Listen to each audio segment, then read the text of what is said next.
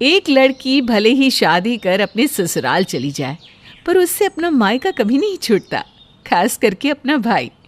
नेहा की शादी को 1 साल हो गया था।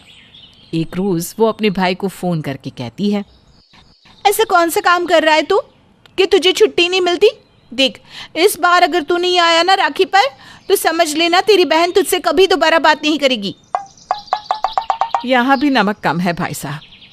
भाई से भरत मिलाप हो गया हो तो जरा कढ़ाई में चढ़ी आलू की सब्जी भी देख लें। सॉरी भाभी, वो मैं साल भर हुआ नहीं शादी को, रोज तो तू अपने घर वालों से वीडियो कॉल पर बात करती है, 4-4 घंटे फ़ोन पर बात करती है। उसके बाद भी तेरी बातें रह ही जाती है कि तुझे अब रसोई में भी बात करनी है।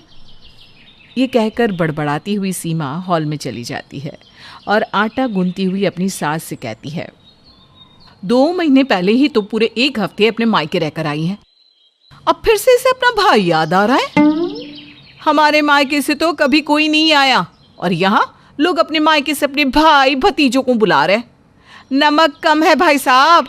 ऐसा है तो मेरी मम्मी तो बिलासपुर में अकेली रह रही है, 4 महीने से मैं उन्हें भी तो बुला लेती। अरे आया कहाँ है उसका भाई, तू तो अभी से चालू हो गई। और 2 दिन मिलकर भाई चला जाएगा तो क्या हो जाएगा। चल हट, मैं आटा गूंद देती हूँ। कुड़ते कुड़ते खाना नहीं बनना चाहिए, वरना खाने वाला भी चिड़चिड़े स्वभाव का हो जाता है।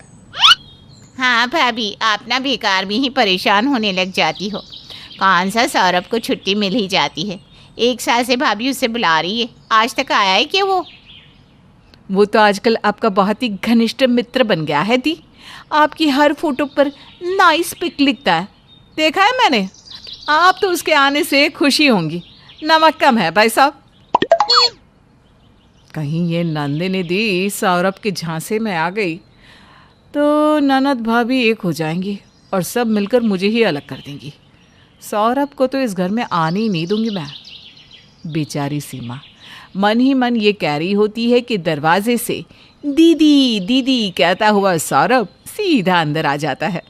अपने भाई की आवाज़ सुनकर रसोई से भागती हुई नेहा सौरभ के गले लग जाती है। सौरभ को देखकर नंदिनी शर्मा जाती है। बहन से ही मिलता रहेगा कि बाकी लोगों से भी मिलेगा? जा अपनी बड़ी दीदी सीमा दीदी से भी मिल ले, माँ के पैर छू। ये अच्छा है कि नंदिनी तेरी ही उम्र की है। यहाँ अगर मैं रसोई में रहूँगी तो तेरा मन नंदिनी के साथ तो ज़रूर लग जाएगा। सौरभ जैसे ही सीमा के पैर छूने झुकता है कि सीमा पीछे हो जाती है। अब ठीक है सौरभ, मैं रोटियां सेकने जाती हूँ, तुम बाकी लोगों से मिल लो। बेचारी सीमा जो पहले ही अपनी देवरानी को इस घर से बाहर देखना चाहती थी, अब तो उसके परिवार वाले भी इस घर में आ रहे हैं और उन्हें आता देख उसे अपने हाथ से सत्ता जाती हुई दिख रही थी। आज तक इस घर में मेरा राज था। जब से ये लड़की घर में आई है तब से सबकी चहेती बन बैठी है। अब धीरे धीरे अपने मायके वालों को भी इस घर में घुसाना चाह रही है। क्या मैं समझती नहीं हूँ इसकी चाल? सौरभ बेटा, अगर तेरे जीजा ने ही तुझे इस घर से धक्के मार कर नहीं निकाला ना, तो मेरा नाम भी सीमा नहीं। रात को सभी बैठकर घर पर गप्पे मार रहे थे। सौरभ के आने से मानो पूरे घर का माहौल ही बदल गया हो। रात के खाने की तैयारी भी करनी है। नमक कम है भाई साहब। आप लोग गप्पे मारिए, मैं चलती हूँ रसोई में। मैं भी आती हूँ ना भाभी। अरे हट पगली, आज ही तो तेरा भाई आया है, कुछ देर तो उसके साथ बैठ, वरना वो क्या सोचेगा कि हम सब उसके दीदी से ही सारा काम करवाते हैं। सीमा के बदले मिजाज से सब चौंक जाते हैं, पर मन ही मन खुश भी होते हैं। पर सीमा तो चाल चल रही थी। वो जाकर रसोई में खाना तैयार करती है और सौरभ के लिए अलग से सब्जी निकालती है और उस सब्जी में जानबूझकर 1 चम्मच मिर्च और नमक डाल देती है। फिर एक आदर्श बहू बनकर सीमा सभी को खाना परोसती है। जैसे ही सौरभ पहला निवाला मुंह में लेता है तो ऊ आ करके चिल्लाने लगता है, ओह इतनी मिर्ची, पानी पानी। तुम ठीक तो ना सौरभ? लो पानी पियो। अरे साले साहब, तुम तो चटपटा खाने वालों में से हो, तो हुआ कैसे कर रहे हो? जरा मैं भी तो चखूं। चटपटा? शायद आप किसी और के साले के बारे में बात कर रहे हैं रोमी जी। मुश्किल से एक तो साला है और उसकी भी पसंद नापसंद का आपको ख्याल ही नहीं है।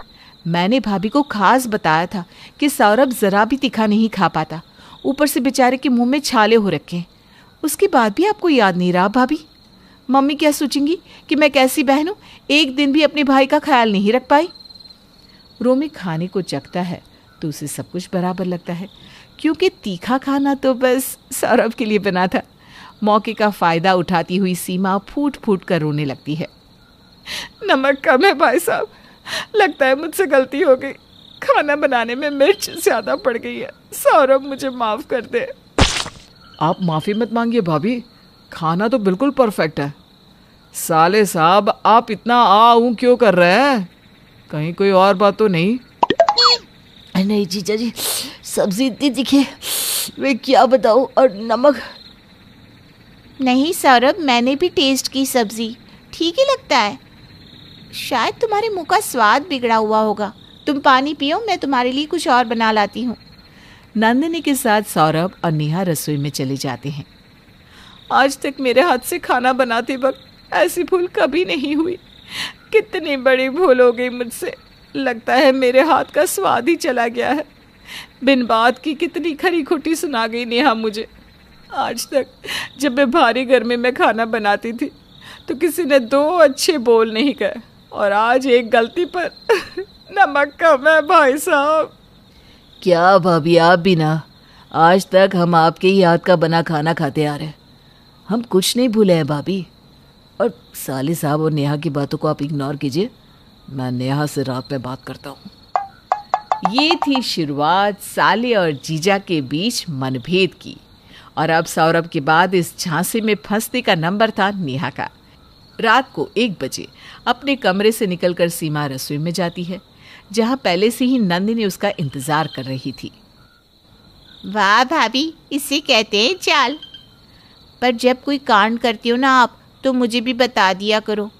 खैर, अब समय आ गया है नेहा भाभी का इस घर से और हमारी जिंदगी से निकलने का।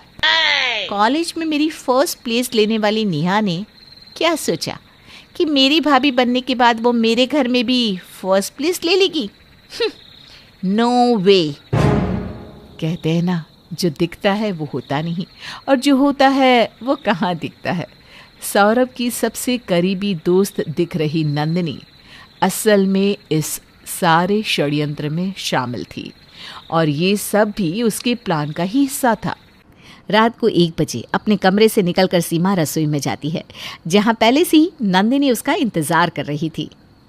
वाह भाभी, इसे कहते हैं ना चाल। पर आप जब भी कोई कांड करती हो ना, तो मुझे पहले से बता दिया करो। खैर, अब समय आ गया है नेहा भाभी का इस घर से और हमारी ज़िंदगी से निकलने का। कॉलेज में मेरी फर्स्ट प्लेस लेने वाली नेहा ने क्या सोचा कि मेरी भाभी बनने के बाद वो मेरे घर में भी फर्स्ट प्लेस ले लेगी?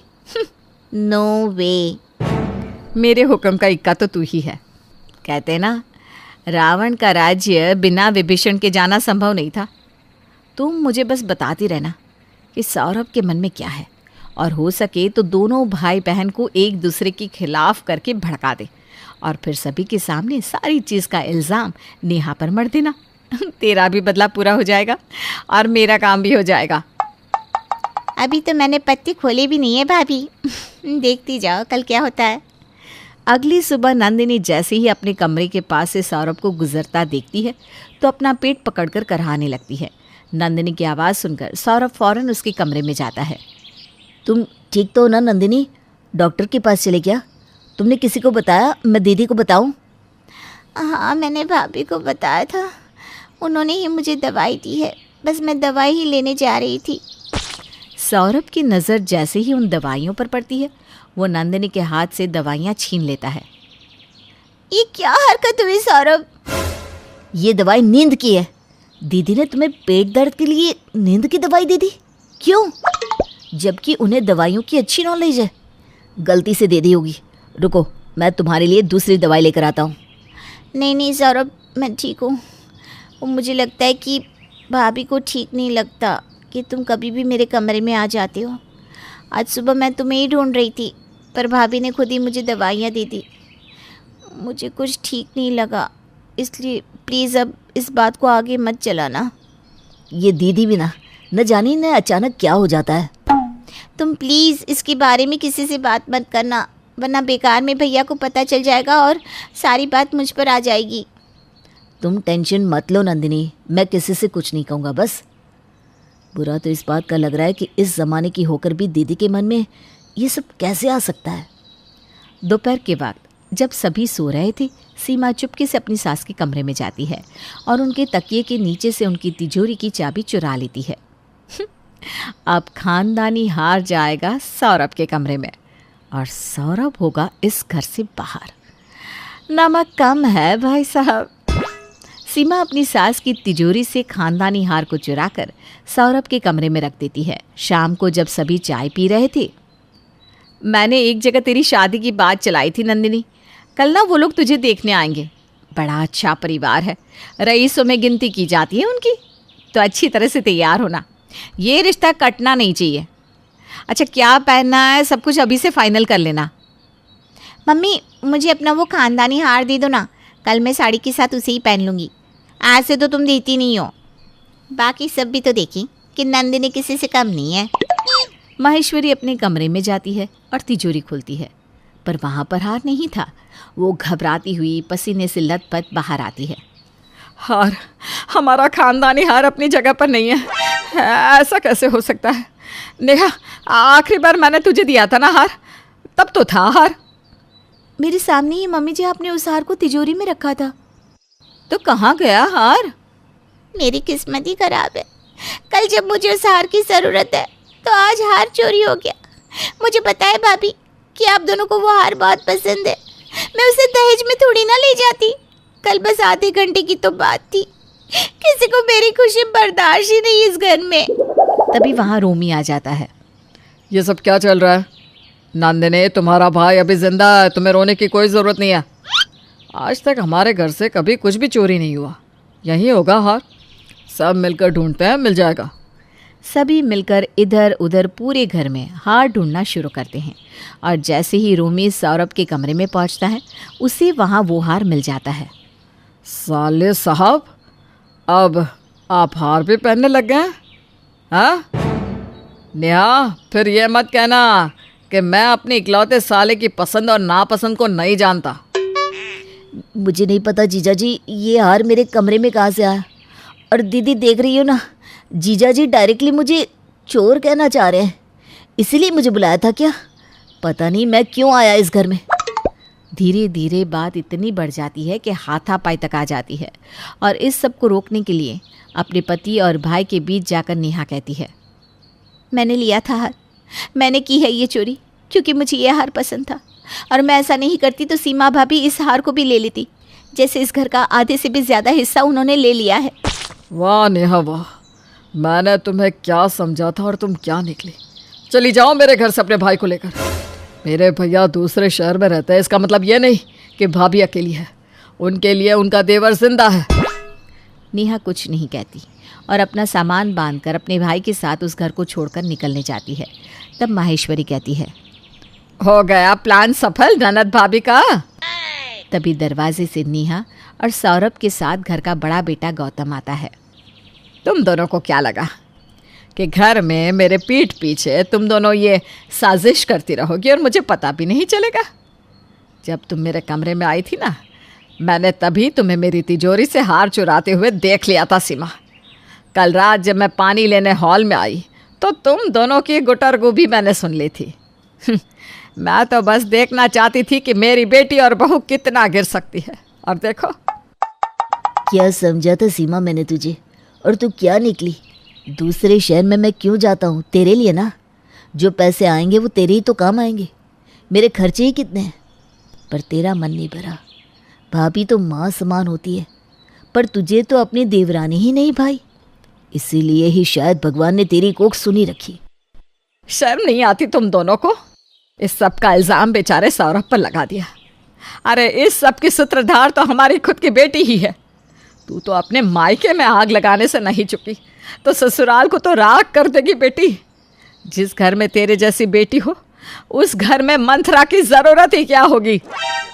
अब नंदिनी और सीमा का राज सबके सामने आ चुका था वो दोनों फूट फूट कर रोने लगती है। सीमा रोती हुई अपनी देवरानी के पैरों में गिर जाती है। मुझे माफ़ कर दे नेहा, मेरी तो कोई औलाद ही नहीं है, जो था ये परिवार ही था।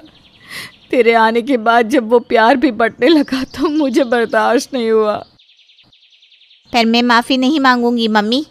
कॉलेज से लेकर आज तक भाभी ने मेरा सब कुछ छीना है, सब कुछ। उस वक्त तुम मेरी क्लास की एक आम लड़की थी, पर अब तुम मेरी ननद हो। मेरे लिए ये रिश्ता सबसे ऊपर है।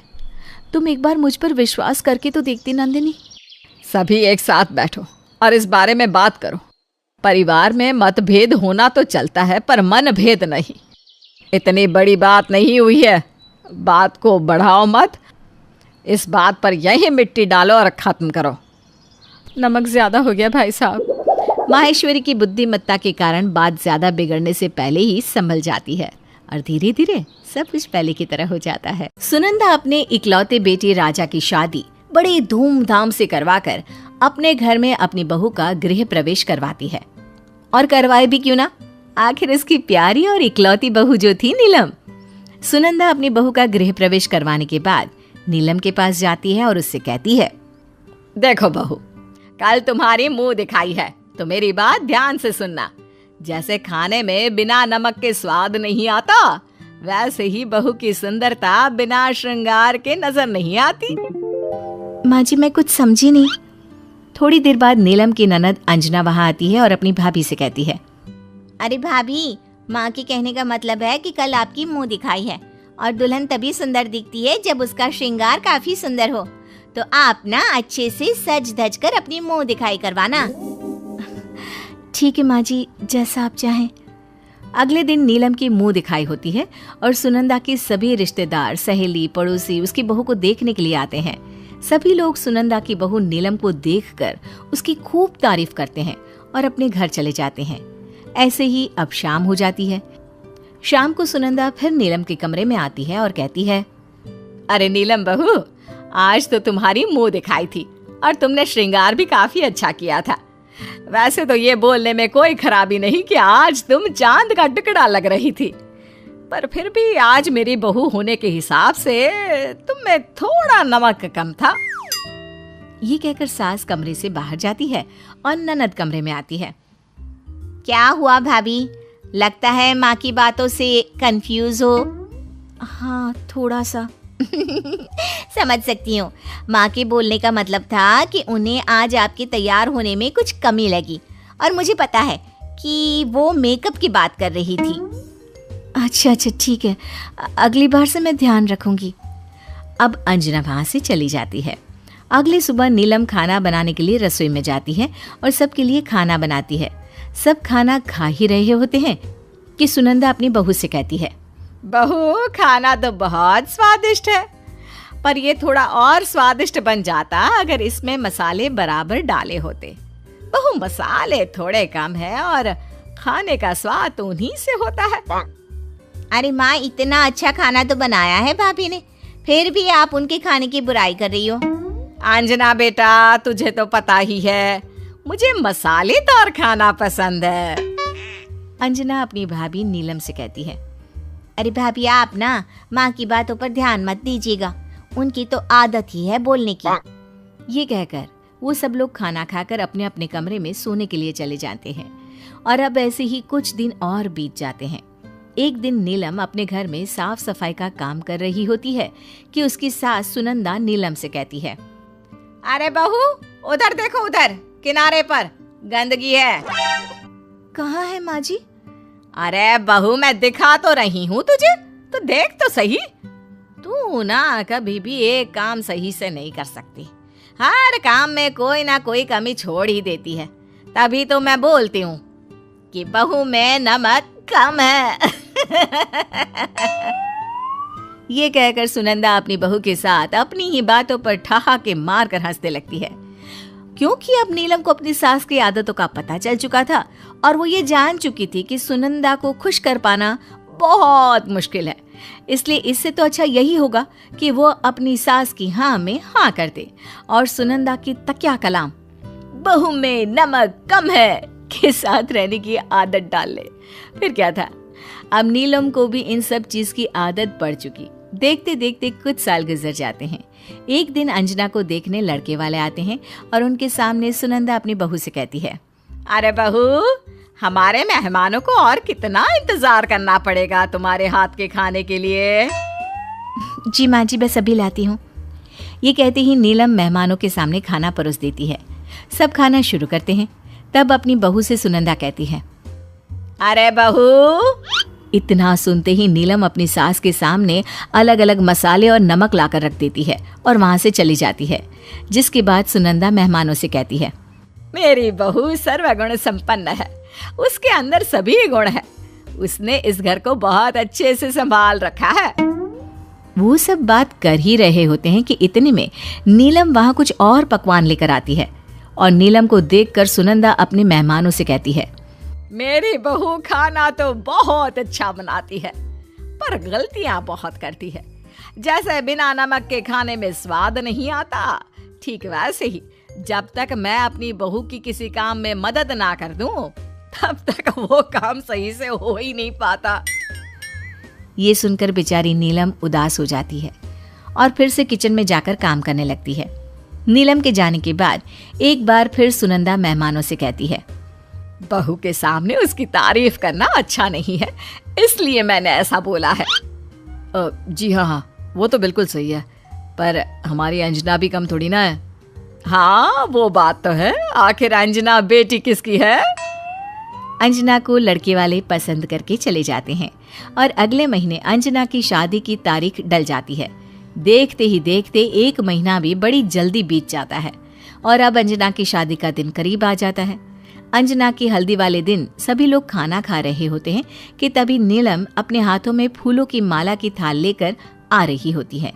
इसी बीच बेचारी नीलम का पैर फिसल जाता है और उसके हाथों से फूलों की माला की प्लेट नीचे गिर जाती है।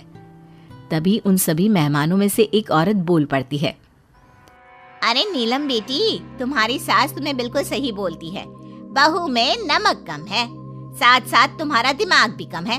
तुम्हारी सास सही कहती रहती है, ना तो तुम खाना ठीक से बनाती हो और ना ही कोई काम ठीक से कर पाती हो। इतना सुनने के बाद नीलम की आंखों में आंसू आ जाते हैं।